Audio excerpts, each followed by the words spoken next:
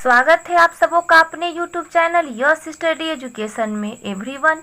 आज हम लोग क्लास 10 जो कि BTBC बुक का है, इसका चैप्टर 1 काफ़ी बड़ा है। हमने इस चैप्टर के अभी तक 4 पार्ट्स नोट्स और PDF के साथ कंप्लीट कर लिया है, जिसमें हमने लास्ट जो हमारा वीडियो था जो कि पार्ट 1 था, उसमें हमने जर्मनी के एकीकरण तक और आज हम लोग इसी चैप्टर का, जिसका टॉपिक का नाम है यूनान में राष्ट्रीयता का उदय, उसको हम लोग कंप्लीट करेंगे, जो कि पार्ट 5 होगा।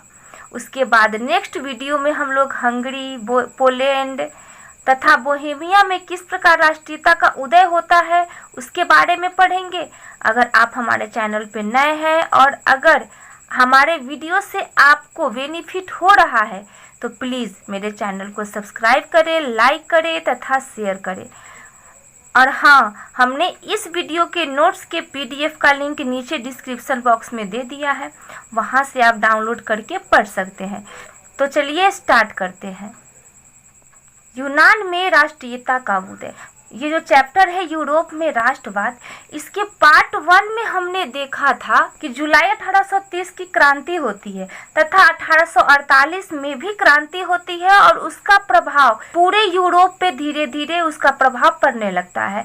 और हमने देखा था कि उस क्रांति का प्रभाव जो है इटली पे भी पड़ा और जर्मनी पे भी पड़ा, और इटली का एकीकरण हुआ और जिसमें गैरिबाल्डी, मेजिनी और काउंट काबूल, ये तीनों ने महत्वपूर्ण भूमिका निभाई। और साथ में सार्डिनिया पिडमाउंट के जो शासक विक्टर इमैनुअल थे, उन्होंने भी इसमें महत्वपूर्ण भूमिका निभाई थी इटली के एकीकरण में। और उसके बाद हमने देखा था कि इसका प्रभाव जर्मनी पे भी पड़ा और जर्मनी के एकीकरण की भी प्रक्रिया स्टार्ट हो गई, और जर्मनी के एकीकरण में बिस्मार्क ने महत्वपूर्ण भूमिका निभाई। और सबसे लास्ट में उसके बाद इसका प्रभाव जो है यूरोप के अन्य देशों पे भी पड़ता है, जैसे हंगरी, बोहेमिया और यूनान। यूनान में किस प्रकार राष्ट्रीयता का उदय होता है, आज हम लोग इसके बारे में देखेंगे। तो इसका फर्स्ट टॉपिक है यूनान का अपना गौरवमय अतीत रहा है, जिसके कारण उसे पाश्चात्य का मुख्य स्रोत माना जाता है। यहाँ देखिएगा, यहाँ पे पाश्चात्य लिखा हुआ है। पाश्चात्य का मतलब होता है कि पश्चिम दिशा का। हमारे भारत से यूरोप की साइड में तो वो पश्चिम दिशा में है, तो यूनान का एक अपना अतीत रहा है। तो यहाँ पे आपसे एक प्रश्न पूछा जा सकता है ऑब्जेक्टिव में कि यूनान को किसका मुख्य स्रोत माना जाता है, तो पाश्चात्य का। और किसके कारण, क्योंकि यूनान का एक अपना गौरवमय अतीत रहा है। ठीक है, उसके बाद में नेक्स्ट है यूनानी सभ्यता की साहित्यिक प्रगति, विचार, दर्शन, कला, चिकित्सा विज्ञान आदि क्षेत्र की उपलब्धियां यूनानियों के लिए प्रेरणा स्रोत थे। तो यूनानियों के लिए प्रेरणा स्रोत क्या थे, तो साहित्यिक प्रगति, विचार, दर्शन, कला, चिकित्सा विज्ञान, ये सभी की जो उपलब्धियां थी वही सब यूनानियों के लिए प्रेरणा का स्रोत था। तो चलिए हम लोग मैप में देखते हैं कि यूनान कहाँ पे है। ये देखिए, आप यहाँ पे देख रहे होंगे, ये जो है उस समय का यूरोप का मैप है, आप इसे देख रहे होंगे। और आप यहाँ देख रहे होंगे कि हमने आप पिछले वीडियो में आपको बताया था कि ये जो है इटली का मैप है, इटली का नक्शा है। और यहाँ पे जो है बावेरिया, ये सभी यहाँ पे मिलके आपका जर्मनी का एकीकरण होता है और यहाँ पे इटली का एकीकरण होता है। और उसके बाद इसका प्रभाव कहाँ कहाँ पड़ता है, तो इसका प्रभाव यहाँ पे हंगरी पे पड़ता है। और हंगरी में भी हम लोग नेक्स्ट वीडियो में हंगरी के बारे में पढ़ेंगे कि हंगरी में भी किस प्रकार राष्ट्रीयता का उदय होता है। उसके बाद हम लोग यहाँ पे पोलैंड के बारे में पढ़ेंगे और हम लोग यहाँ पे यूनान के बारे में अभी पढ़ रहे हैं। और जो यहाँ पे देखिए यूनान, इसका जो इटली और जर्मनी का इफेक्ट कहाँ पे पड़ा, यहाँ पे यूनान पे भी पड़ा, हंगरी पे भी पड़ा और यहाँ पे जो पोलैंड है इस पे भी पड़ा। ठीक है, तो ये तीनों कंट्री के बारे में हम लोग पढ़ेंगे। और ये जो है यूनान को ग्रीस भी कहा जाता है। तो चलिए अब हम लोग फिर अपने नोट्स की तरफ। पुनर्जागरण के काल में इनसे प्रेरणा लेकर पाश्चात्य देशों ने अपनी तरक्की शुरू की। तो पुनर्जागरण के काल में किससे प्रेरणा लिया गया, तो यूनान से। और यूनान से प्रेरणा लेकर ये क्या जो भी पश्चिमी देश था, जैसे हमने आपको बताया था कि हंगरी है, पोलैंड है, फ्रांस है, ये सभी कंट्री ने क्या किया है, अपनी तरक्की को शुरू किया है। ठीक है, परंतु इसके बाद भी यूनान तुर्की साम्राज्य के अधीन था। ये सभी था, लेकिन वह जो यूनान जो था उस समय किसके अधीन था? तो तुर्की जो साम्राज्य था उस तुर्की साम्राज्य के अधीन था।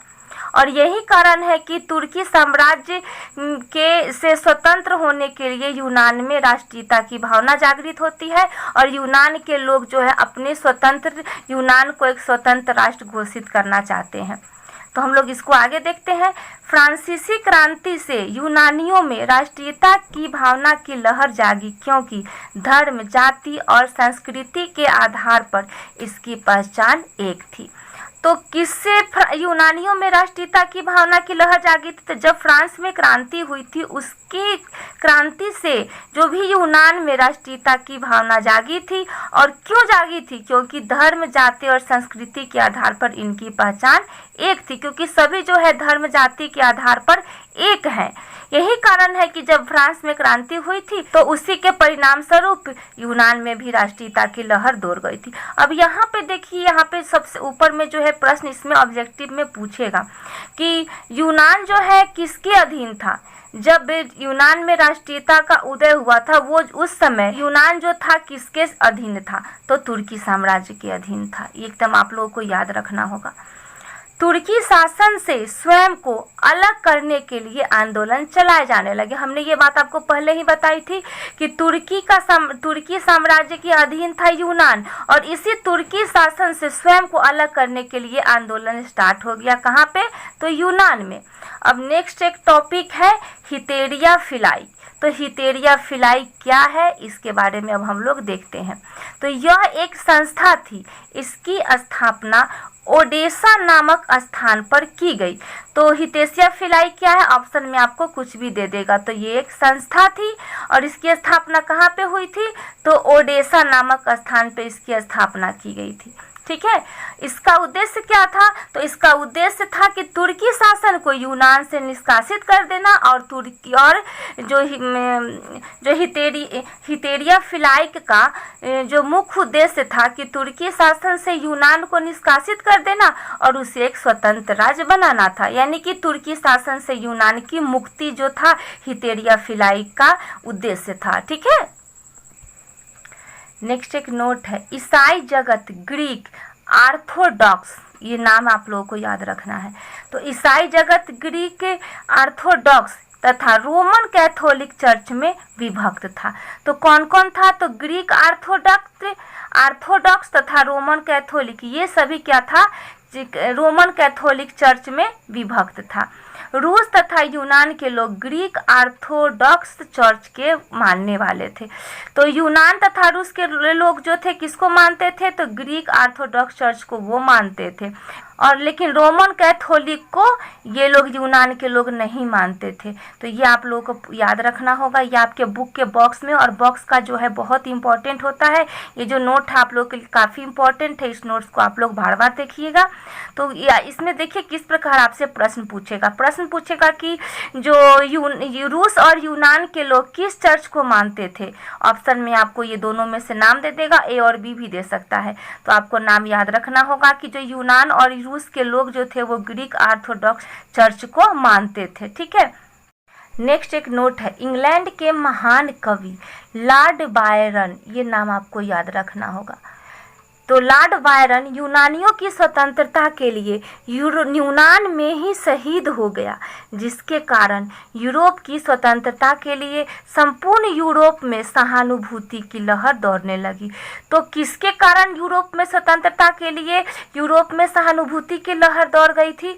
तो लॉर्ड बायरन जो कि इंग्लैंड के ये महान कवि थे, इनकी मौत यूनानियों की स्वतंत्रता के लिए यूनान में ही हो गई। यानी कि ये शहीद हो गए और ये इंग्लैंड के रहने वाले थे। इन्हीं के कारण यूरोप में स्वतंत्रता की लहर दौड़ गई थी। नेक्स्ट है, रूस भी अपनी साम्राज्यवादी महत्वाकांक्षा तथा धार्मिक एकता के कारण यूनान की स्वतंत्रता का पक्षधर था। यानी कि यूनान की स्वतंत्रता का पक्षधर कौन था? तो रूस था। रूस जो था यूनान का साथ दे रहा था।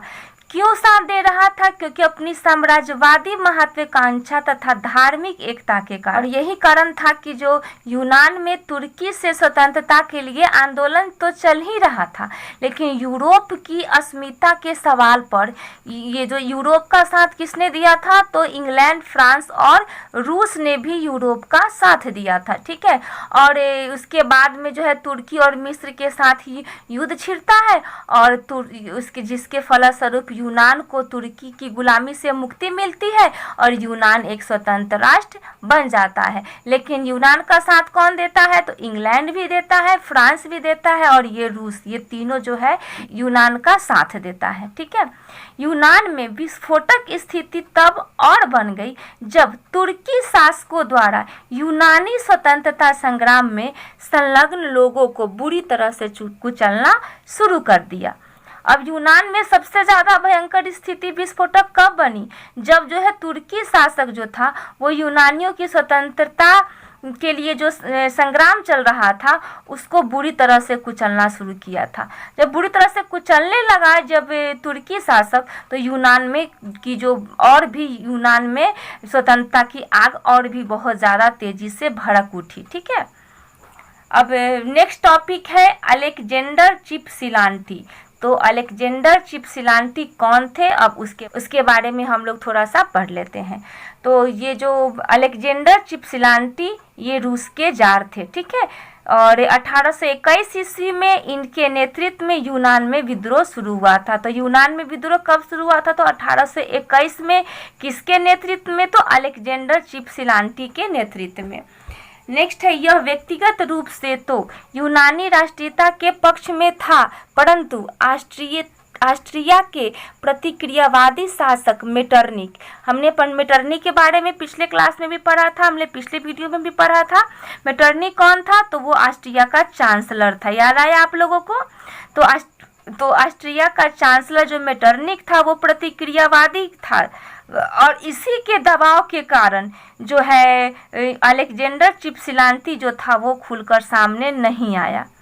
वो व्यक्तिगत रूप से तो यूनान के पक्ष में था, लेकिन ऑस्ट्रिया के चांसलर जो मेटरनिक था वो प्रतिक्रियावादी शासक था और उसी के कारण ये खुलकर सामने नहीं आया था। नेक्स्ट है, जब नया जार निकोलस आया तो उसने खुलकर यूनानियों का समर्थन किया। तो वो अलेक्जेंडर चिपसिलांटी जो था वो मेटरनिक के कारण खुलकर सामने नहीं आया, लेकिन बाद में जब नया जार निकोलस आया, ये ध्यान में रखिएगा निकोलस का नाम, तो उसके बाद जो है रूस का एक नया जार आया जिसका नाम था निकोलस। जब निकोलस आया तो उसने खुलकर यूनानियों का समर्थन करना शुरू कर दिया।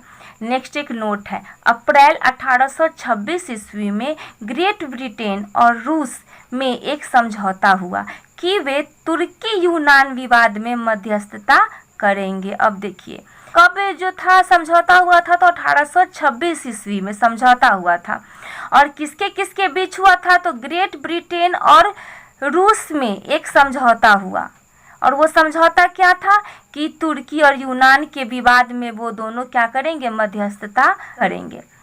नेक्स्ट है, फ्रांस का राजा चार्ल्स 10वां भी यूनानी स्वतंत्रता में दिलचस्पी लेने लगा। अब इधर फ्रांस का जो राजा कौन था? तो चार्ल्स उस समय 10वां था। तो चार्ल्स 10वां भी था जो यूनानी स्वतंत्रता में दिलचस्पी उसने भी लेना शुरू कर दिया था। नेक्स्ट है, 1827 में लंदन में एक सम्मेलन हुआ जिसमें इंग्लैंड, फ्रांस तथा रूस ने मिलकर तुर्की के खिलाफ तथा यूनान के समर्थन में संयुक्त कार्यवाही करने का निर्णय लिया। अब 1826 में तो ये मध्यस्थता करने की बात हुई थी कि ग्रेट ब्रिटेन और रूस जो था उसके विवाद में मध्यस्थता करेंगे, लेकिन जब 1827 में फिर लंदन में एक सम्मेलन हुआ और उस सम्मेलन में क्या किया गया कि इंग्लैंड, फ्रांस और रूस ये तीनों जो था मिलकर तुर्की के खिलाफ यूनान का साथ देना शुरू कर दिया। ठीक है, उसके बाद तीनों देशों की संयुक्त सेना नवारिनो की खाड़ी में तुर्की के खिलाफ एकत्र हुई।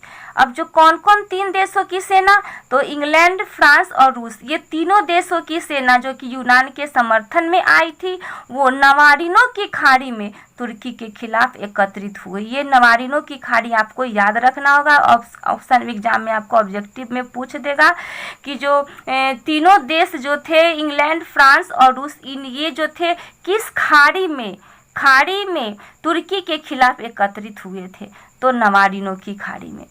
नेक्स्ट है, तुर्की के समर्थन में सिर्फ मिस्र की सेना ही आई, यानी कि तुर्की का साथ किसने दिया, तो मिस्र ने दिया, लेकिन यूनान का साथ इंग्लैंड, फ्रांस और रूस ने दिया।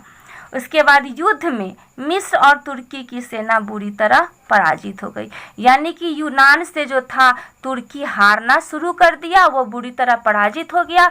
और तुर्की का साथ किसने दिया था, तो मिस्र ने दिया था। तो ये दोनों क्या हुआ, दोनों बुरी तरह पराजित होना शुरू हो गया और दोनों की बुरी तरह पराजय हो गई। और 1829 में एड्रियानोपल की संधि हुई, जिसके तहत तुर्की की नाम मात्र की प्रभुता में यूनान को स्वायत्तता देने की बात तय हुई। अब जो 1829 में एड्रियानोपल की संधि हुई, आपको ध्यान में रखना होगा कि एड्रियानोपल की संधि कब हुई थी, तो 1829 में एड्रियानोपल की संधि हुई थी। और इसी एड्रियानोपल की संधि के तहत जो था, जो यूनान को स्वायत्तता देने की बात की गई थी। स्वायत्तता का मतलब होता है कि अपनी सरकार बनाने का अधिकार, यानी कि जो यूनान को अपनी सरकार बनाने का बात तय हुआ, जो ये संधि हुई थी उसमें। और परंतु यूनानी राष्ट्रवादियों ने संधि की बातों को मानने से इनकार कर दिया, लेकिन जो भी यूनान के राष्ट्रवादी थे वो इस संधि की बात नहीं मानने की, वो ये इस बात को नहीं माना। इंग्लैंड और फ्रांस भी यूनान पर रूस के प्रभाव की अपेक्षा इसे स्वतंत्र देश बनाना बेहतर मानते थे, यानी कि जो एड्रियानोपल की संधि हुई थी उसमें तुर्की की नाम मात्र की प्रभुता होगी और जो यूनान को स्वायत्तता देने की बात तय हो गई थी। लेकिन जो था ये सोचता था कि नहीं, हम तुर्की के साथ नहीं रहेंगे। इंग्लैंड और फ्रांस जो था इस बात को नहीं माना, और जो यूनान के जो राष्ट्रवादी थे उसने भी इस बात को मानने से इनकार कर दिया। क्यों? क्योंकि उनका कहना था कि हम किसी के भी प्रभाव में नहीं रहेंगे, यानी कि हम तुर्की के प्रभाव में नहीं रहेंगे, और वो चाहते थे कि जो यूनान जो है वो रूस के प्रभाव में न रहे, वो एक अलग स्वतंत्र राष्ट्र बनाए, स्वतंत्र देश बनाए। तो कौन चाहता था? तो इंग्लैंड और फ्रांस जो चाहता था कि वो यूनान पर रूस का प्रभाव न रहे और जो यूनान जो है एक स्वतंत्र देश बने। ठीक है, तो जिसके कारण 1832 में यूनान को एक स्वतंत्र राष्ट्र घोषित कर दिया गया, यानी कि यूनान जो था न वो रूस के अधीन रहा न ही वो तुर्की के अधीन रहा, वो एक स्वतंत्र राष्ट्र बन गया। और इसका सबसे ज़्यादा साथ किसने दिया? तो इंग्लैंड और फ्रांस ने भी इसका साथ दिया। और बवेरिया के शासक ओटो को स्वतंत्र यूनान का राजा घोषित किया गया, और बवेरिया का जो शासक था जिसका नाम था ओटो, उसे स्वतंत्र यूनान का राजा घोषित किया गया। तो चलिए हम लोग इसको मैप में समझते हैं। अब यहाँ देखिए, यहाँ जो है बावेरिया है और यहाँ का जो शासक है जिसका नाम है ओटो, उसे यहाँ यूनान का राजा घोषित कर दिया जाता है। ठीक है, तो अब हम लोग नेक्स्ट वीडियो में देखेंगे कि किस प्रकार हंगरी में राष्ट्रीयता की भावना जागृत होती है, पोलैंड में किस प्रकार राष्ट्रीयता की भावना जागृत होती है, और उसके बाद में जो है इसका परिणाम क्या होता है उसके बारे में हम लोग नेक्स्ट वीडियो में देखेंगे। तो तब तक के लिए इतना ही। अगर आप लोगों को हमारा वीडियो अच्छा लगे तो लाइक करें, शेयर करें तथा कमेंट करें। बने रहिए हमारे साथ, मिलते हैं नेक्स्ट वीडियो में नेक्स्ट टॉपिक के साथ। धन्यवाद।